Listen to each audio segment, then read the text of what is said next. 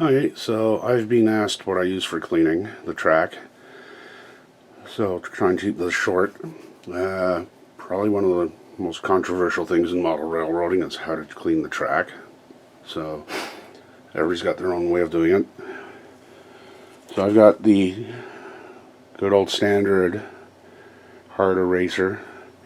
As you can see, I don't use it much. Normally I use either rubbing alcohol or for some really tough stuff, mineral spirits. And what I actually clean with, although most of it's gone, it's from the dollar store, $1.25 Canadian price. 10 scrubbing sponges. Now, I cut them down into quarters, so they end up about this size, and they are just right if you cut them, into quarters for cleaning the track. I'll soak them with whatever fluid I'm using, a little bit, quick pass to soak it, soften anything that's in the way.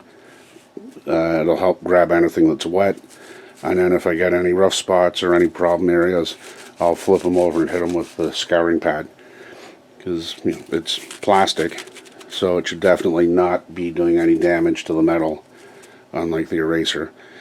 And along with this guy, it's meant for keyboards, but it works picking up all sorts of loose stuff without pulling everything apart like a shop vac would.